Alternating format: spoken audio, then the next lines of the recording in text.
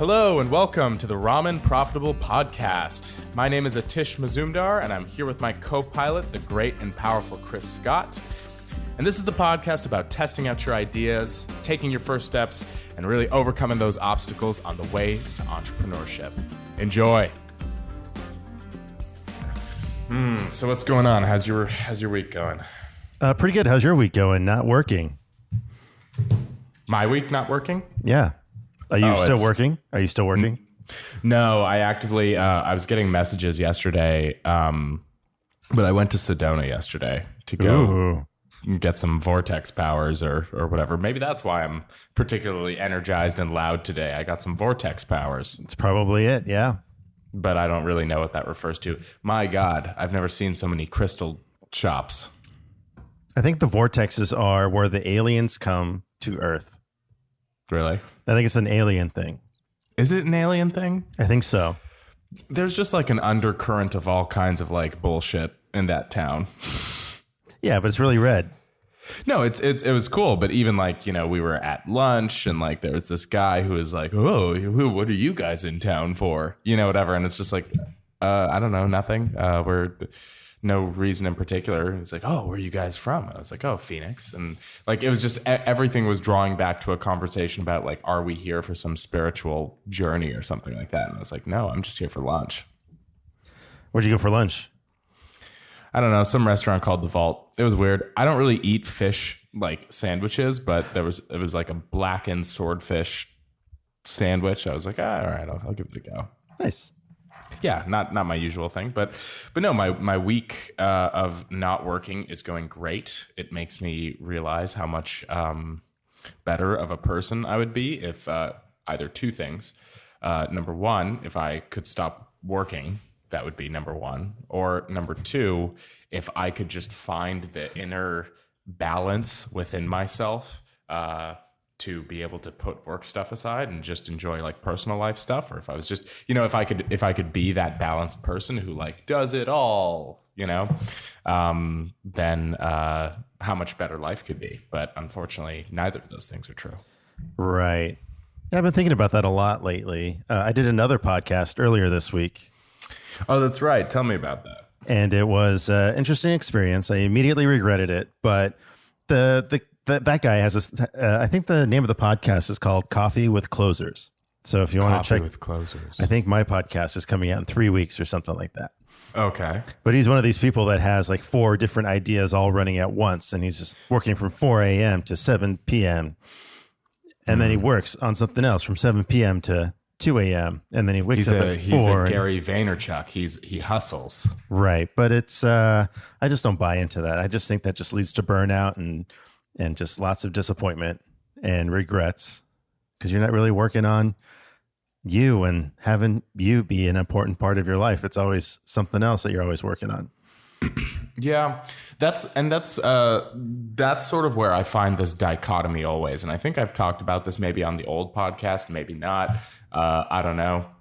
But that's where I find this source of dichotomy always within my life is that I have basically 2 states and they're directly antithetical to what, well, not really. Like maybe there's some middle way, you know, and that's the balance that I have to strike in order to be happy in life. But there's the one side of me that thinks that like, oh, happiness only comes through a manifestation of your highest form. Like, so therefore I need to be constantly striving towards my intellectual peak and my physical peak and all this kind of stuff. And it's only through going full on kamikaze that, you know, I'll ever actually be happy with these things or I'll ever reach the states, that I want to in order to be happy and all that kind of stuff. So that's one side. Then there's the other side that's kind of a state of anxiety that crops up pretty regularly. That's like, wait a minute.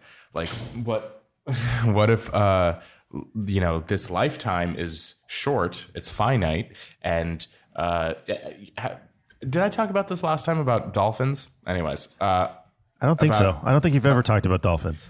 Okay, well, you could think about life. Like I've been listening to Alan Watts. And are you familiar with Alan Watts? No.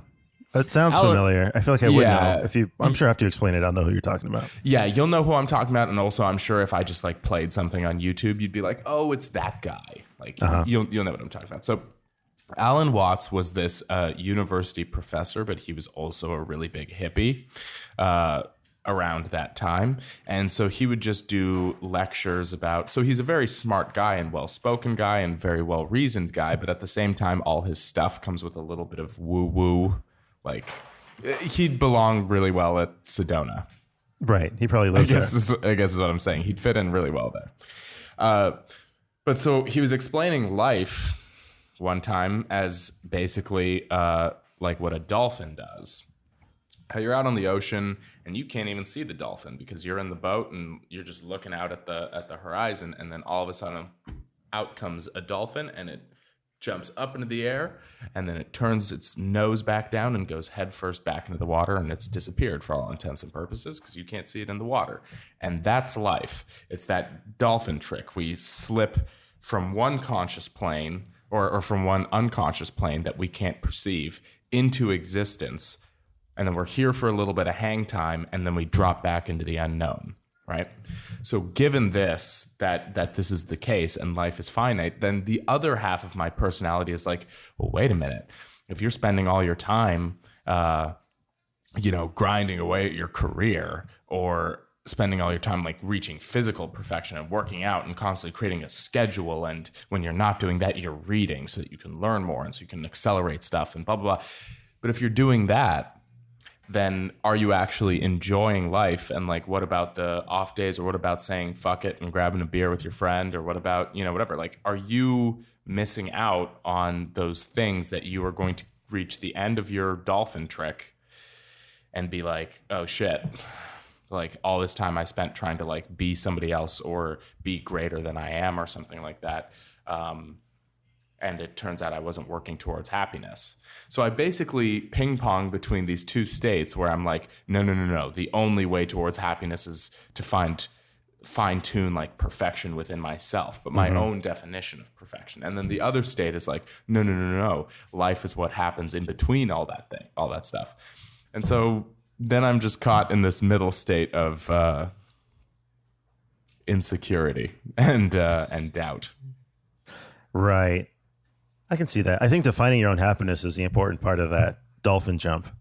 Yeah. It's like, what is real? So I don't know if you have any friends with kids, or I know I have some friends with kids, and they buy them this expensive gift and they just end up playing with the box.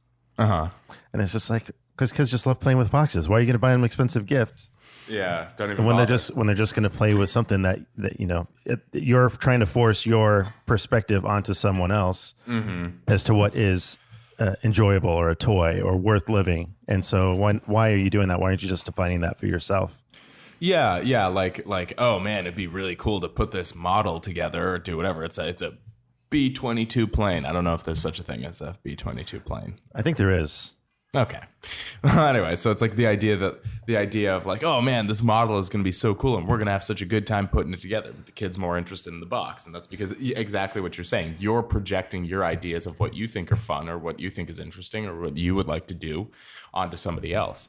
So with your friend here, it's like he seems like he's the type who wants to grind and hustle, and he's working multiple, and I understand that mindset because to me, I'm always, when I'm engaging on something very new and something, whatever, I feel like I'm at my best self, or I feel like my creative juices are flowing, all that kind of stuff. But at the same time, I don't know if that's the lifestyle for me, because I feel like there's a fair amount of stuff that you're missing out on by putting yourself on that trajectory. Right. I mean, if that just becomes your whole life, I guess that's fine for some people, but is it really though? Yeah, but is it?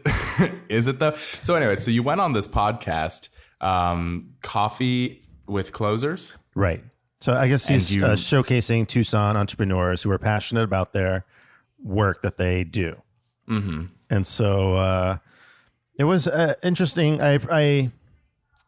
I need to do some research on the art of conversation, because this was an odd conversation and I just didn't know how to make it work. It's just I felt like I was just being like shoved up against the wall, and then like, what's going on here? And then being shoved up against another wall. And it's just like, I had no idea what was happening. It was just not a cohesive, clear conversation.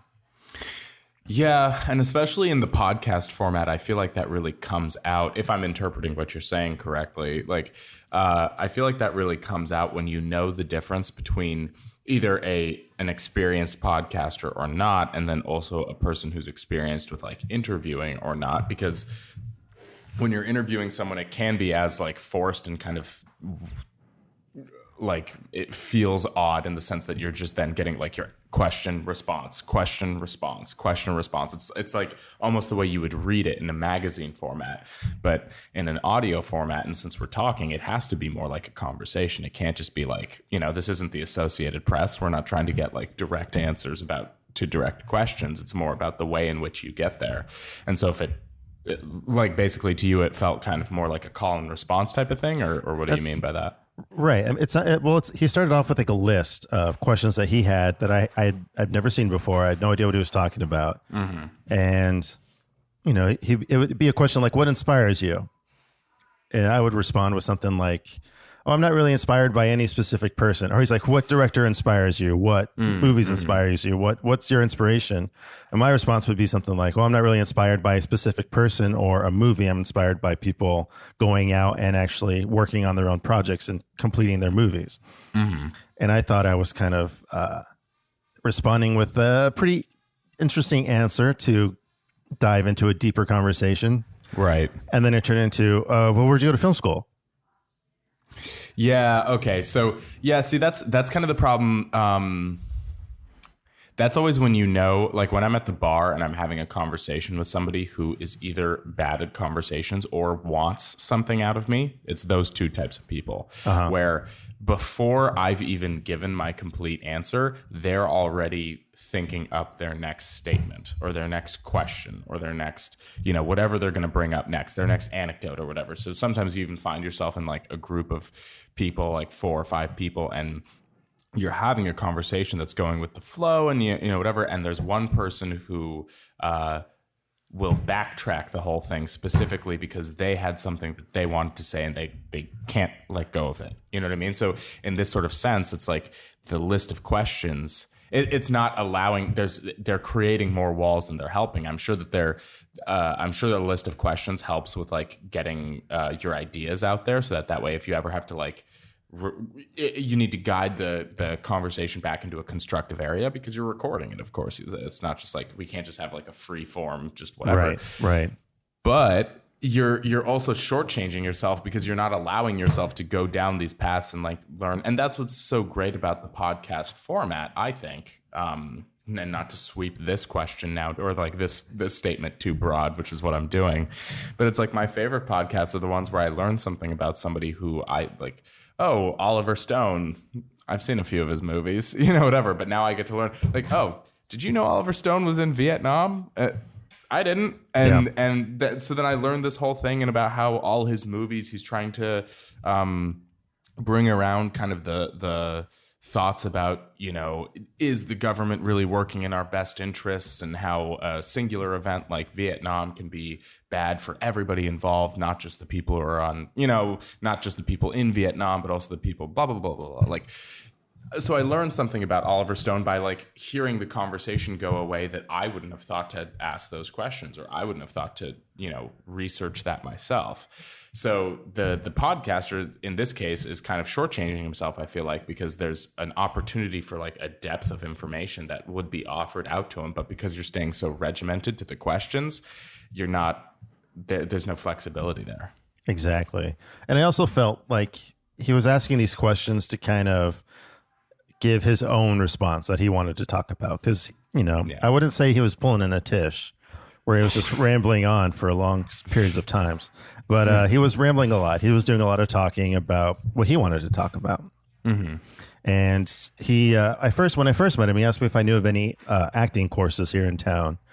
And I sent him to this one that I think is actually worthwhile versus something that's kind of showy. One that's leading more towards becoming a famous actor versus becoming a skilled actor and like working on the craft of acting versus building up your IMDb page, which is not that big of a deal, but there's a group here in town that's really all about promoting their IMDb page. Yeah.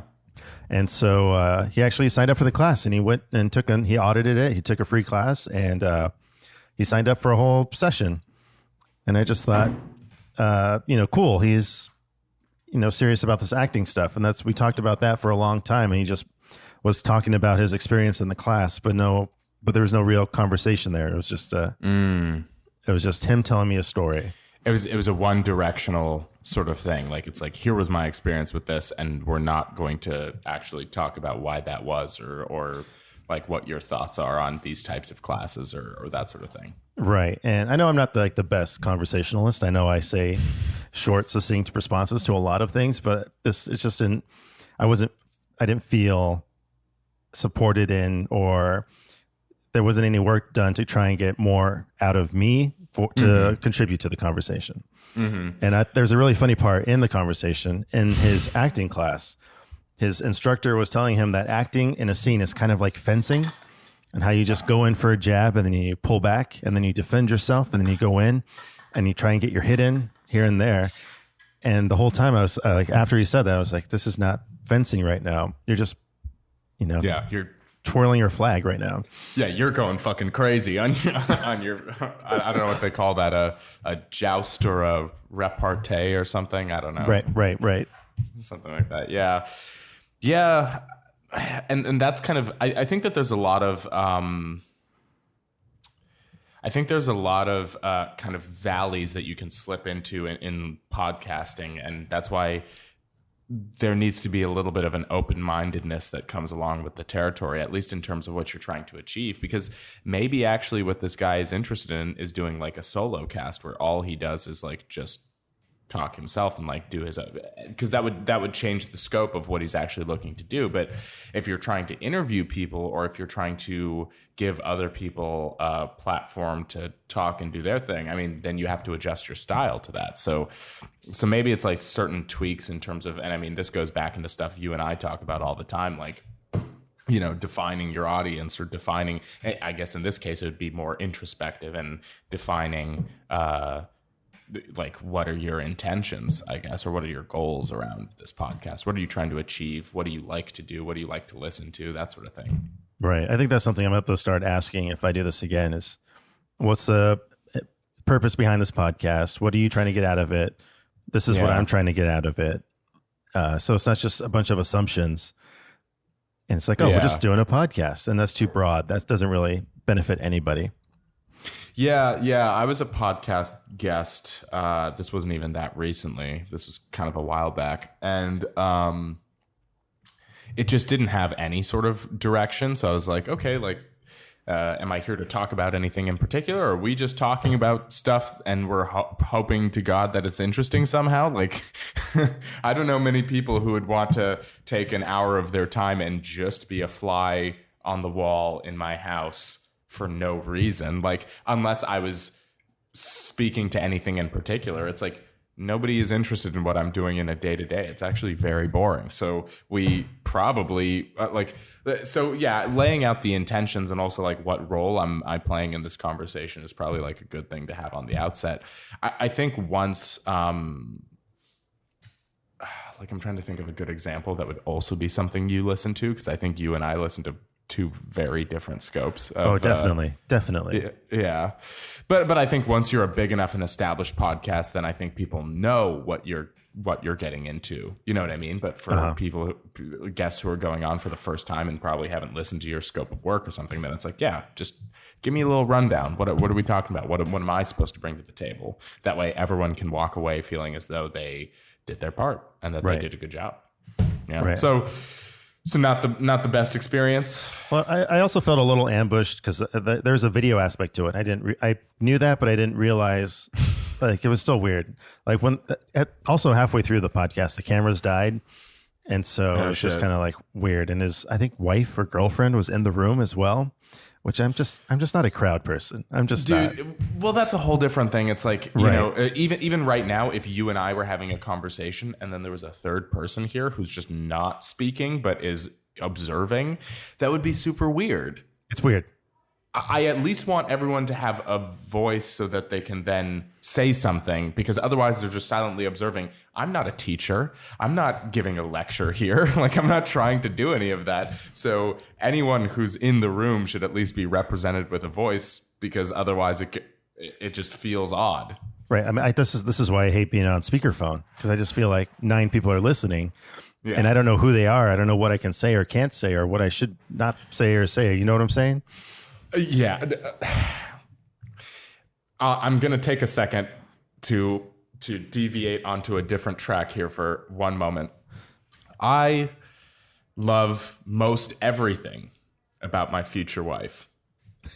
One of the things that I absolutely cannot fucking stand, and it's like, it's not enough of a detractor to be a problem, obviously. She not only takes, but also dials out a majority of her calls, personal, business, whatever, on speakerphone.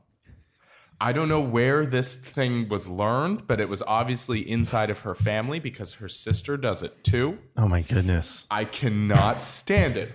Why would you want to have a personal conversation out in the open? Why would you want to be discussing work stuff out in the open? Why? Like, speakerphone, I exclusively use it when I'm like, oh, I'm cooking, so let me hit that, and now we can talk while I'm also doing this with my hands. But if you have 2 hands free, or even 1 hand free to hold the phone to your ear, why are we on speakerphone right now? Why would we ever be on speakerphone right now? Yeah, that's a little weird. It's a little bizarre. Yeah. That sounds like it stems from some sort of trauma as a child. Yeah, it must, right? There's no other explanation. Right. And I've called it out, and I've said that this is, in my eyes, unacceptable. We're all understanding each other's personal preferences and all that kind of stuff. I'm letting it go. But it's not how I conduct my business at all. So, I'm with you on that. I'm not a fan of speakerphone. I'm not a fan of doing a podcast with just a bunch of observers. Where it's like, are they here for a role specific reason, or are we just talking? Even in the bigger podcasts, like in the majors, so to speak, you have a producer, but your producer has a mic. So if they have to say something like, "Oh, actually, I just looked that up. It's 20,000, not whatever." Like, if you have a podcast producer to like keep you on the rails and all that kind of stuff, that person has a microphone, right? So there was just other people in the room also. Well, it was only one other person, but still, it was enough to make it awkward. Yeah, to make you feel kind of like it's at that point then, and let me know if I'm projecting here. I might just be reaching, but to me, the way I would feel, it's like, okay, we're going on a script, and you're kind of doing a not even a like question answer sort of thing, but it's like not even a call and response. You're shooting out a question. I give what my response is honestly, and then you track it back to whatever you were talking about, whatever. And then also there's an additional person. It's like, that feels more like a play. That feels more like a performance than it feels like a podcast. It doesn't feel like a conversation. It feels like, oh, we're doing a thing here. I need to be like on message. Right.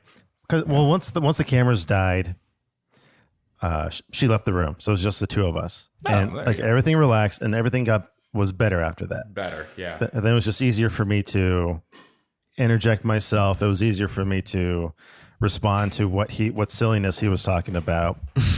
Also, it was like half an hour left, and realizing, oh, we have half an hour to fill up. You only have video for half your podcast. This is bizarre. So I guess I'm just gonna sit here and ramble about The Rock for 20 minutes. The Rock, the actor, The Rock, the movie. I wish it was the movie, but it was the actor. Oh, okay. Wait, he was talking about The Rock, or you were talking about The Rock? I might have brought it up because he was talking about his acting class. And he kept talking about his acting class. And I was saying, well, don't go to this other acting class. And I called out another acting class. And I probably should not have done it, but that's what I do. I burn bridges, apparently. We should talk about that at some point. Making enemies all over town. Good for you. So I was like, don't go to this one. They're more concerned about being famous versus being a good actor. Sure, yeah. And so then that came up. The Rock came up because he's not a great actor, but he's super famous. Yeah, see, that's my thing with The Rock. And I think that he has, like, I think that there's a million different pathways to take in acting, probably, but then also that's a dumb statement. If we ever edited things, we would yank that one out. But what I mean to say is, like, there's a lot of different methods to get to where you're trying to go, depending on what you're, there's the difference between the people who do like what Christian Bale does and want to be a great actor. That was another person we brought up. We're comparing basically Christian Bale versus The Rock.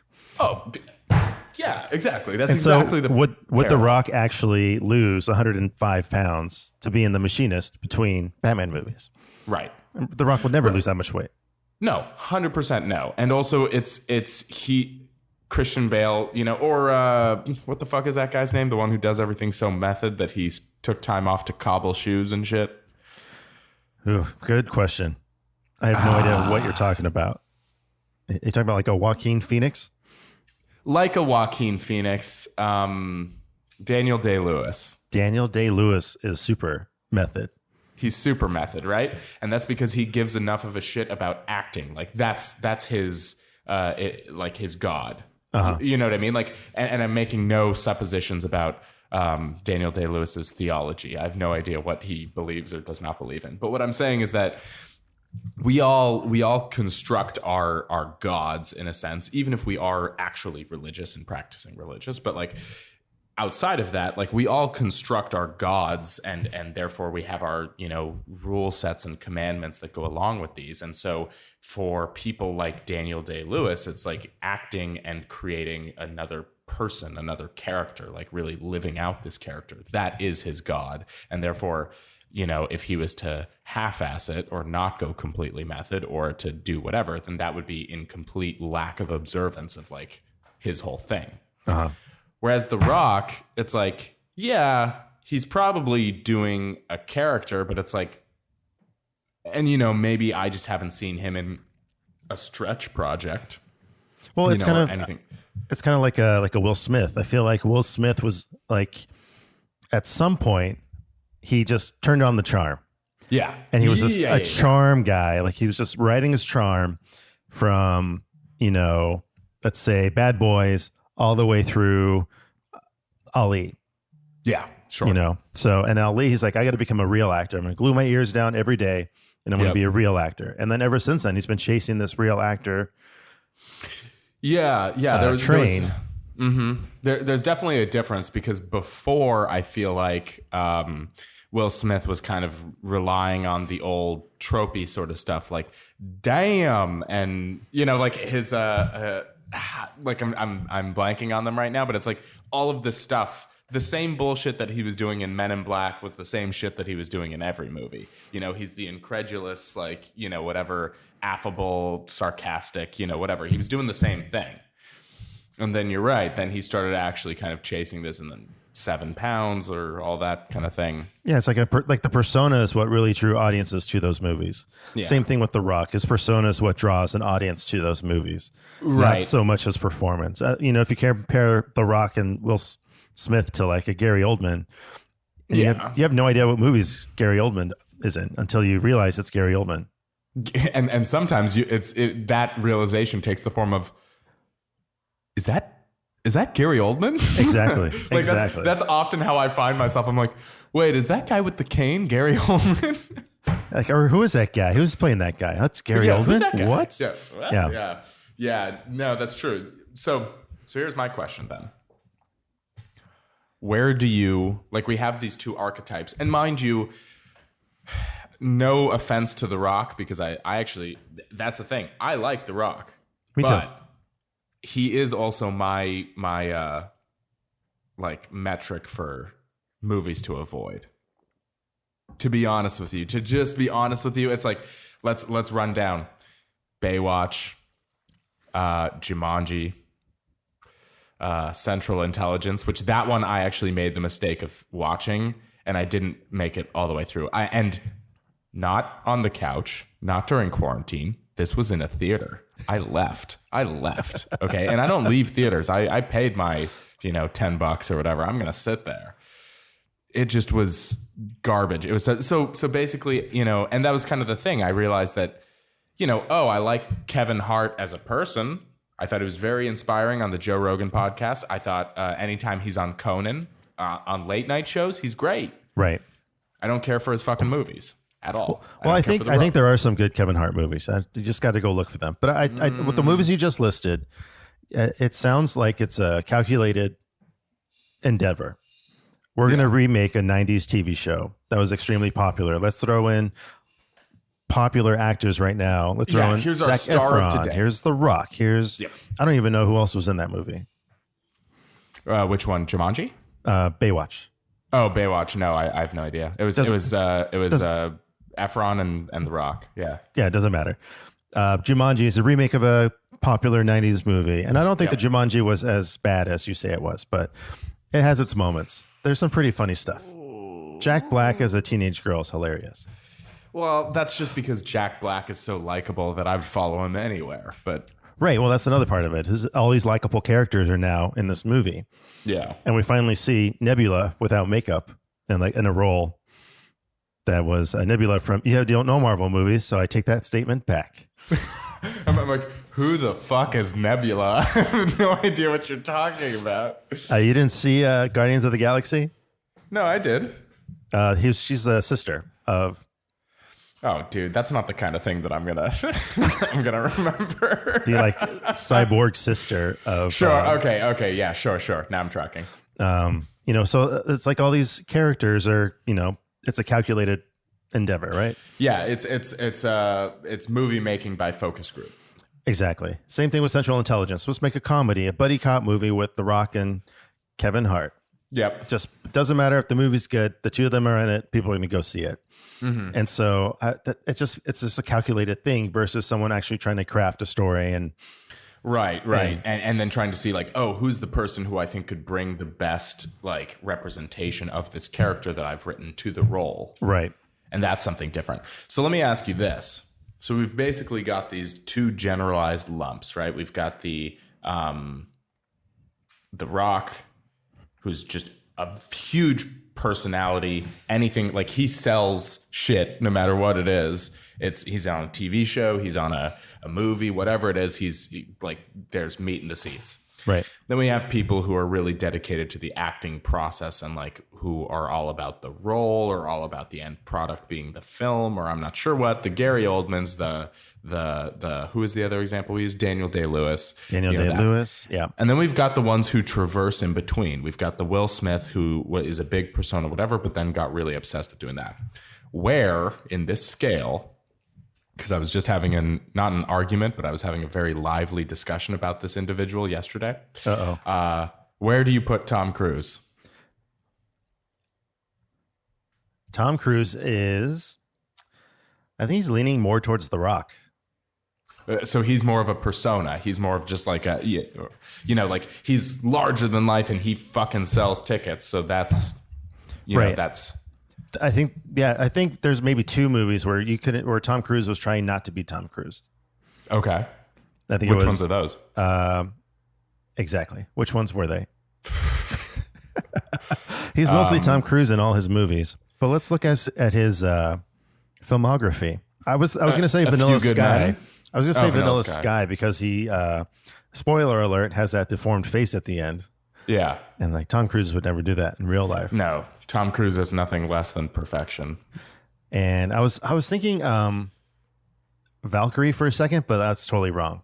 That's just Tom Valkyrie Cruise was the Nazi one, or which one was that? Okay. That was the Nazi one where it tries to assassinate Hitler. Yeah. See, I was one of the. I'm glad you brought this up actually, because this is, I brought up Tom Cruise, but then you brought up the trigger words, which are now focusing my thoughts. But I'm glad that we brought this up because I felt like I was in the very slim minority of people who actually liked Vanilla Sky as a movie. You didn't care for it. And the reason, so here's why, because I think that it holds a lot of the same messages or a lot of the same things that we're supposed to pull out of films like The Matrix or what's another movie like that? The Matrix Revolutions. No, not like The Matrix Revolutions or The Matrix whatever, Reloaded or whatever. That where the original intent of the Matrix was that, oh, look, like what you thought was real life is not real life, and this is actually, and when it turns out that you don't, that you understand that this isn't real life, that you can bend this like image to your will, basically, and so then he becomes the god of the digital world or whatever the fuck that happened there.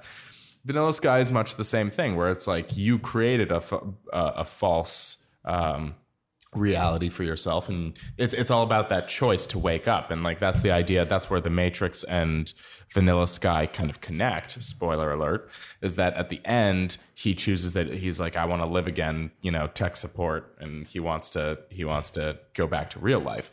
Which that's the part that I think is the most bullshit. Same thing with the Matrix. Nobody actually wants to wake up from that. Like.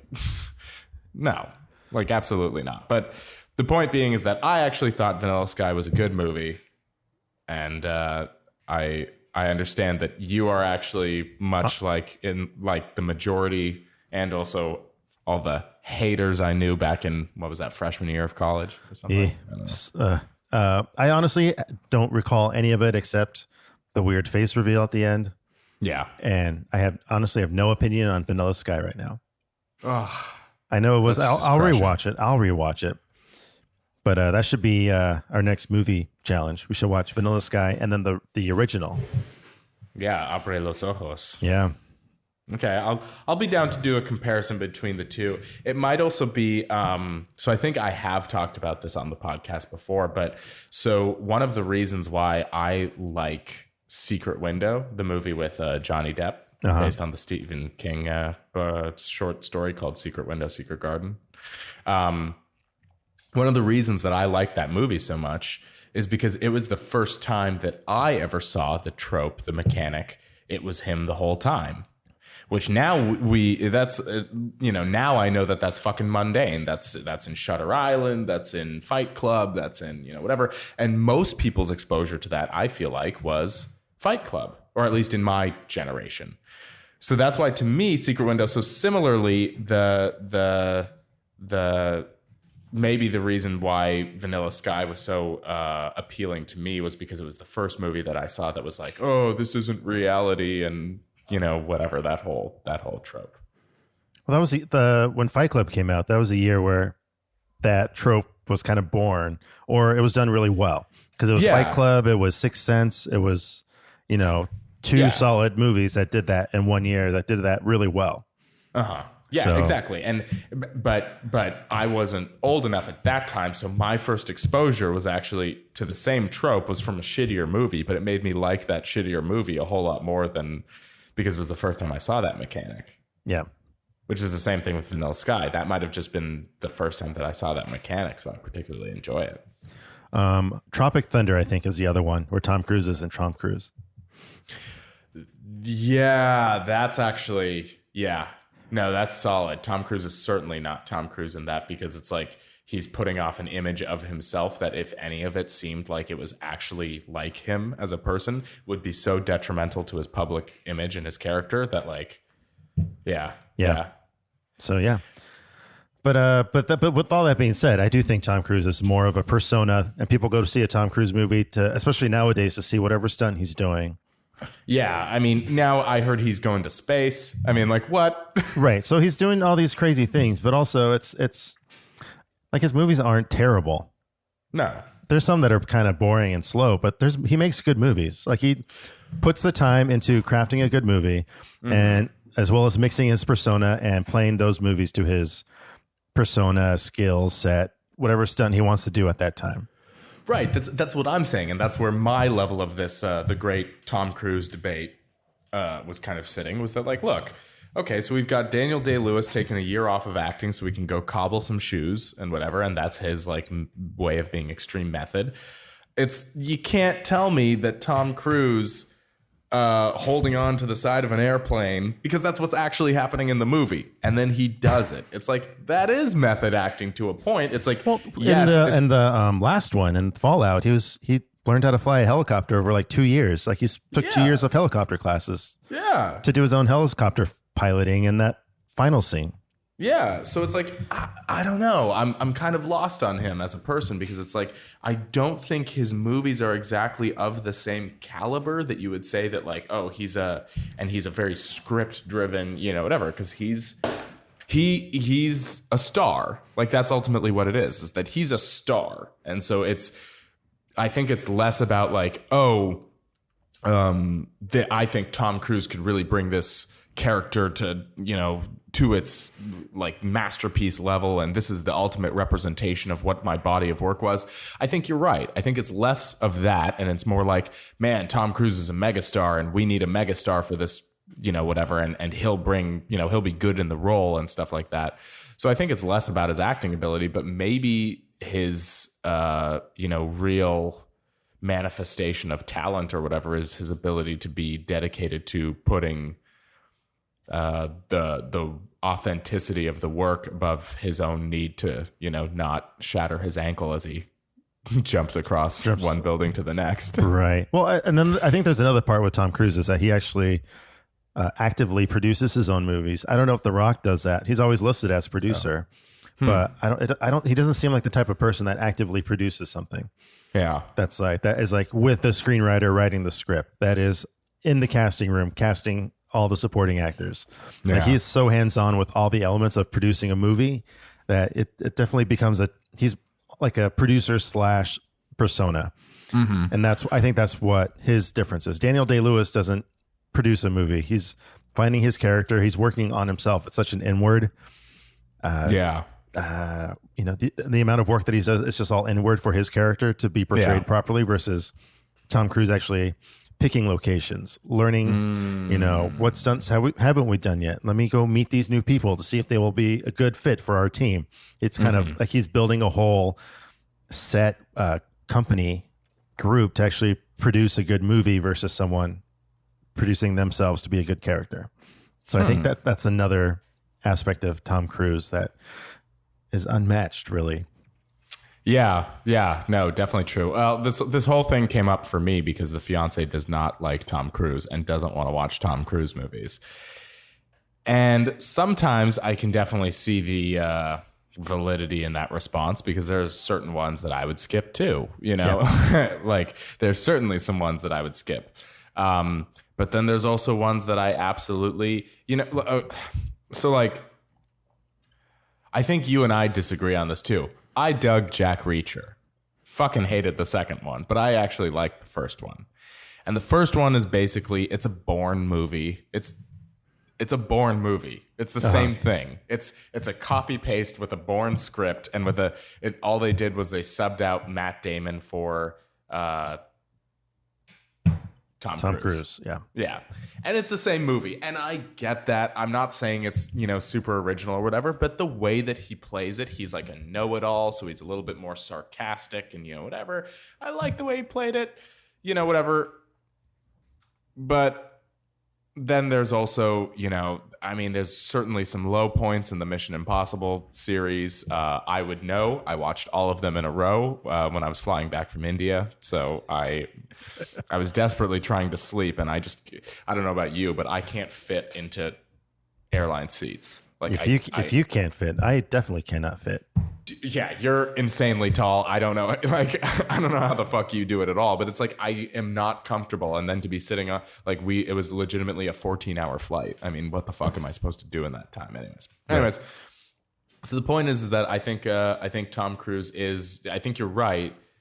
I don't think he's like an actor, extraordinaire or anything like that. But, he's at least somebody whose star power I buy into, as opposed to now his personal life. I don't know what the fuck he's up to. Yeah, but I don't know either. Thing. But that's a whole other thing. I can understand The Rock as a individual, right? Like I understand what drives him and all that kind of stuff. I don't understand what drives Tom Cruise at all. Yeah, same here. Xenu or something. Let's not even open that can of worms. Yeah, that's exactly what, not that we are monetizing any of our episodes or this one, but if we were, we would have gotten our monetization yanked right there. Yeah, there you go. Don't do that. Right there. Yeah. Well. But yeah, but off of all of that, I mean, having someone that is all about making the whole production look good versus someone that just wants to make themselves look good. I'm not saying that that's bad. That's something that you need every once in a while, is to have that person that's very introspective on their approach to their craft. Yeah. But when you're sitting down talking to someone else in a conversation, it's got to be a little give and take, right? Oh yeah, totally. Like that's the thing. It's like that's actually I had an idea for a podcast that was more like leisure focused, or not leisure focused, but didn't have like an intent. Basically, what my idea for a podcast was, it's like based around album commentaries. Do you know what I'm talking about? Sure. Okay. Well, basically, so you know how a lot of media that we're seeing these days is all reactions to stuff? I think you and I have talked about this, where there's a YouTube video that's like, middle school teacher reacts to whatever. Schoolhouse Rock. Yeah, Schoolhouse Rock, or grandmas react to blah, blah, blah. A whole part of our media these days, and like, for instance, a podcast that the fiance listens to is like these two girls who talk about like their reactions to movies that are coming out, or makeup tutorials, or a whole bunch of stuff that like goes way over my head or way beneath it, depending on your perspective. So one of the things that I thought would be interesting is, as opposed to making it focused on the media itself, we take that mechanic and we turn it on its head, where it's not, we're using, because, filmmaker, Chris Scott reacts to, this TV show or this movie or whatever, right? Or even some of the more refined ones, like through GQ, or like martial artist reacts to fighting scenes in movies. You know what I mean? That's all using the, it's turning the focus onto the item itself, the movie, the film that they're reacting to, the music video that they're reacting to. This is so crazy, whatever. I wanted to take that and turn it on its head. So we would be doing album commentaries. So basically, here's this music, from this particular CD or this particular album, whatever. But now I'm hearing a person's personal reactions to each of these tracks. Oh yeah, that reminds me of, man, I really listened to this song a lot when I was in high school, and it reminds me of this one time. So now, instead of it being a reaction video or a reaction podcast, it's telling somebody else's story through that music. See what I'm saying? I'm probably trying to get a little bit too like college, or like this is too whatever. It was an idea. All right. Right. So I start to execute this plan. I've got my buddy, and I was like, all right, we're gonna do. You love this album, whatever. That's it. Like, I let them choose whatever they want to do, and then we're just gonna go track by track, and you and I are gonna talk about it and see if any good content comes up or whatever. But so this goes back to what you're saying about like how there's a give and a take, and you're not just trying to set yourself up for great, the difference between The Rock and whatever. I'm trying to set up the whole.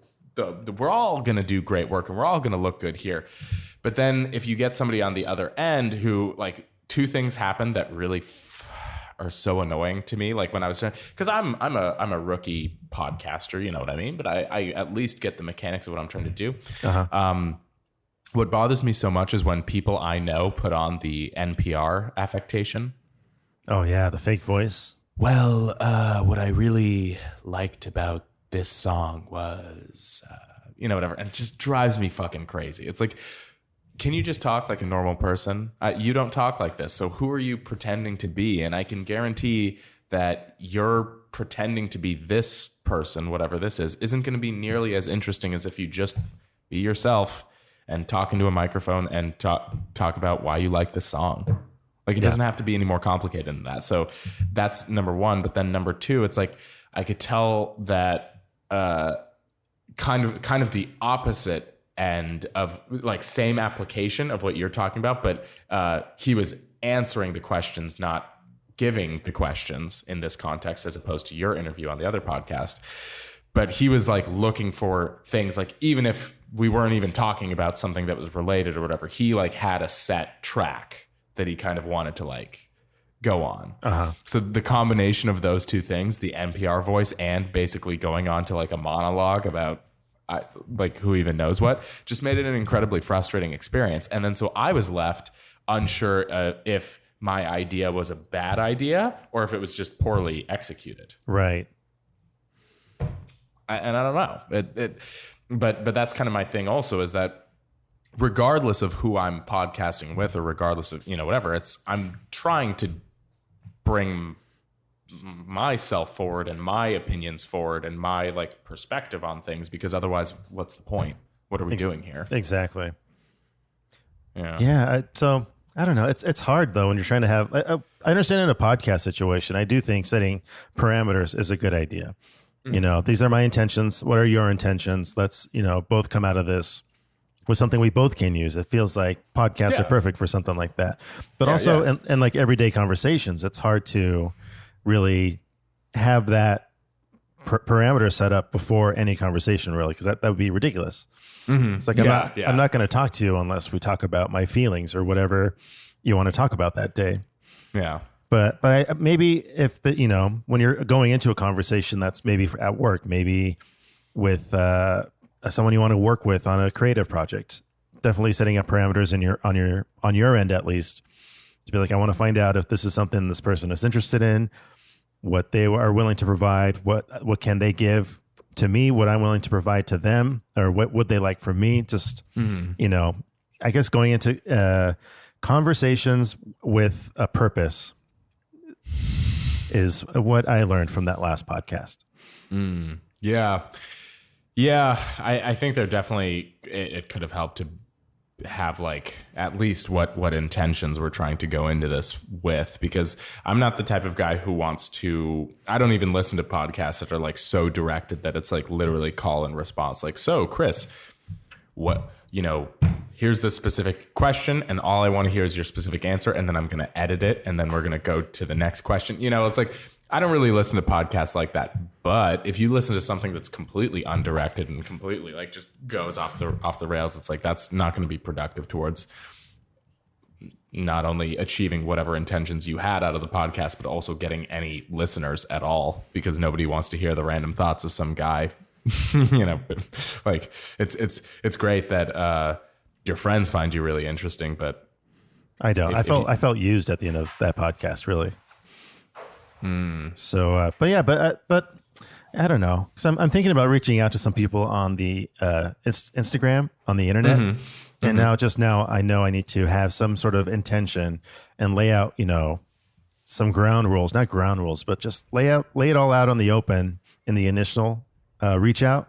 Yeah. So I just know what's possible or what's not possible. Just so everybody feels better about it at the end of the day. Yeah, I guess being more upfront with everything is kind of like, I mean, I know that sounds like a real platitude, but here's what I was looking to achieve out of this conversation. Does that align with your expectations? Like even something as simple as that. Is that something you would be interested in? Now, is that something you'd be interested in? Yeah, I think that'd be a good way to like line it up. So, question. I have to, not to bring this back, but I have to. Thoughts on the concept? The concept of what? That podcast that went horribly for me. Oh, the album. I think it reminds me of like a Storytellers or like VH1 Behind the Music, or more of a story like that. More of like a storyteller type scenario. And yeah. I do find it interesting that if you can actually get someone on that wants to talk about a moment in their life that was defined by an album or defined by a song, just to like, because people react to art in different ways, and just having that connection to something that was created, I think is interesting. And people might,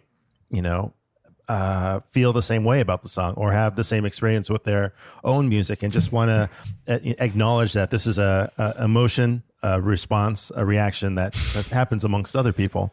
Yeah. And so that was kind of the thing, is that I couldn't tell, because then I listened back to the audio completely unedited, or anything for that matter, because I don't know how to do any of that, but then B, because also I was just like, I'm not going to put any more effort into this. So I like listened back, and it's like, I couldn't tell if it was actually like a good idea, just poorly applied, or if it was just this is maybe a really farmed out, and it just didn't seem like, I hate using the term because it sounds so granola and hippie bullshitty, but it's like it just didn't seem authentic at all. It seemed like it was a forced conversation or like a forced application. So I couldn't tell if maybe just the idea was poorly executed, or like the idea is no good, or if it was just not applied with the right person at the right time. It sounds like it wasn't applied properly. Yeah. And to that point, it's like, really, I maybe should have done the pre-work that you're talking about like, hey, let's just align expectations and align kind of what we're trying to get out of this and what we're trying to put into this, each of us. Because then I could have at least like seen at the gates beforehand that like, oh, you're trying to do some whole other thing. Right. Exactly. Which is not what I'm trying to do at all. Like, have I ever seemed like I'm trying to convey myself as like some very thoughtful and I mean, I am a thoughtful person, but very like thoughtful, and I don't know. I don't know. You're thoughtful in the sense that you have lots of thoughts and you have to say them out loud. Right. And I immediately have to say them as fast as possible. Exactly. Yeah. In as many words as possible. Yeah, exactly. And as many large words that are probably improperly used also. These are all... Well, I mean, thanks for sharing the story. Coffee with closers. It also sounds a little derivative of... because all I can think of is comedians in cars getting coffee. Yeah, that reminds me of a meme I saw. It was like, what was it? Like Republicans in the White House getting COVID? Just because, I just thought that was a really funny meme. But not to get political. Not to get political, but my God, all of a sudden it's like, oh, this person confirmed, this person confirmed, this person confirmed. It's like, oh shit, everybody who was at that talk, basically. It's like 11 people now, or 12 people, or I don't even know. It's crazy, but yeah, it's some ludicrous, which is odd because meanwhile, I've been pretty safe, and it kind of just goes to show you, and again, not to get political and not to go completely off the wall on this, but it's like, it kind of just shows you that if you do the best practices, just because when March, when we first, locked down or quarantine, all that, I'm sure I was a whole lot more strict. I was washing my hands constantly and doing all kinds of stuff. I was way more strict than I am now. Yeah. And I still haven't had COVID. And I think it's just one of those things where it's like, oh, if you just do the right stuff and monitor yourself good enough, you'll be fine. You know what I mean? Like, just, I get to work from home. I'm very privileged at that. Like, I don't go into groups larger than this. I'm not engaging in that kind of activity. And then I wear a mask. And it's like, if you just do the right things, you don't even have to be crazy about it. But if you'll probably be fine. I also, probably have a very strong immune system, and I'm young and I'm healthy. So I'm, again, speaking with lots of privilege here. Right. You're a mutt, as am I. Yeah. So we're probably a little bit more safe. What's your blood type? I don't know. How do you not know your blood type? What's your blood type? I'm O positive. Oh, is that the rare one, or is it O negative? I think, I don't know. Isn't all blood rare? It sounds like all blood's rare. It kind of sounds, I mean, I know one of them is the universal donor, and then one of them is like, it only accepts that type, so I'm not sure. I think it goes with positive and negative. Like you can take out O negative and put it in an O positive, I think. No? Maybe that's with organs? I feel less bad. I feel less bad about not knowing which blood type I am, because you know what blood type you are, but what fucking difference does it make? Like, it doesn't make a difference. It doesn't make a difference. You might as well just said your blood type is like B grade, or like it's whatever. You could have assigned any random moniker to it, because it's like, who can I get a transfusion from? I don't know. Yeah, it's high mileage, 10W. High mileage. Yeah, we'll discuss next time on Ramen Profitable. We'll discuss blood types and what they mean.